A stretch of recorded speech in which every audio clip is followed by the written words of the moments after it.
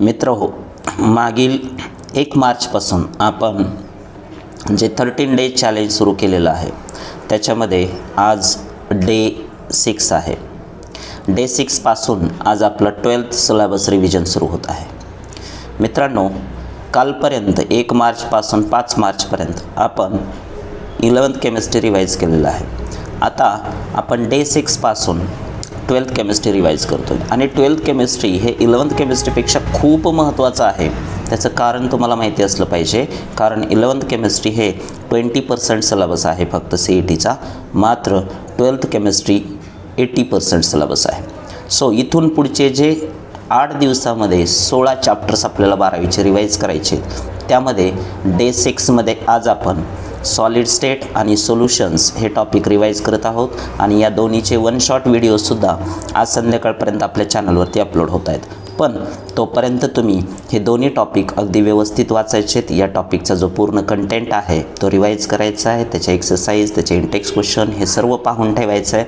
कारण की मागचे जे 4-5 वर्षाचे CETचे पेपर्स आहेत, तुम्ही जर ते ऑब्झर्व केले तर तुमच्या एक गोष्ट लक्षात येईल की पेपर टेक्स्टबुकच्या बाहेर जात नाही. मित्रांनो, सॉलिड स्टेटमध्ये काय रिवाईज करणार आहेत, सोल्युशन्स टॉपिकमध्ये काय रिवाईज करणार आहेत, पूर्ण टॉपिक टेक्स्टबुक समोर ठेवून प्रत्येक पॉईंट व्यवस्थित पहा.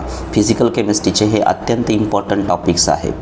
सॉलिड स्टेटमध्ये पॅकिंग एफिशियन्सी असेल, युनिट सेलबद्दलची माहिती असेल, नंबर ऑफ पार्टिकल्सची माहिती असेल, कोऑर्डिनेशन नंबरची माहिती असेल, किंवा त्याचबरोबर relationship between the edge length and the radius of that unit cell याची माहिती असेल, त्याचे फॉर्म्युले, को relationship between simple, body centered and face centered unit cell, ह्या सगळ्या गोष्टी त्याच्यामध्ये येतात. त्याचबरोबर डेन्सिटी रिलेटेड जे पण न्यूमेरिकल्स आहेत ते व्यवस्थित पाहून ठेवा.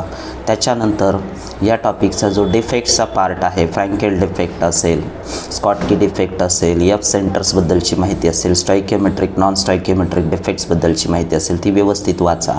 त्याचबरोबर याच्यामध्ये मॅग्नेटिक प्रॉपर्टीज असतील किंवा इलेक्ट्रिक प्रॉपर्टीज असतील, कंडक्टर्स, सेमीकंडक्टर्स, नॉन कंडक्टर्स, या सगळ्या गोष्टी सॉलिड स्टेटमध्ये अत्यंत महत्त्वाच्या आहेत. त्याचप्रमाणे सोल्युशन्स टॉपिकमध्ये जे पण कॉलिगेटिव्ह प्रॉपर्टीज आहेत, वेपर प्रेशर असेल, राऊट्स लॉ असेल, lowering of vapour pressure, elevation in boiling point, depression in freezing point, osmotic pressure, went of factor, आणि हे सगळे फॉर्म्युले यांचे मोलार मास आणि त्यांचे जे पण काही कोरिलेटिव्ह फॉर्म्युलेज आहेत ते सर्व फॉर्म्युले त्याच्यावरती CETमध्ये क्वेश्चन्स येतात. मित्रांनो, त्यामुळं तुम्हाला आजच्या दिवसभरात हा सगळा कंटेंट पूर्ण करायचा आणि पूर्ण झाल्यानंतर मला कमेंट बॉक्समध्ये अवश्य सांगायचे की सर, आज आम्ही दोन्ही टॉपिक व्यवस्थित वाचलेले आहेत आणि प्रत्येक टॉपिकची छान रिव्हिजन केलेली आहे आणि त्याचे MCQसुद्धा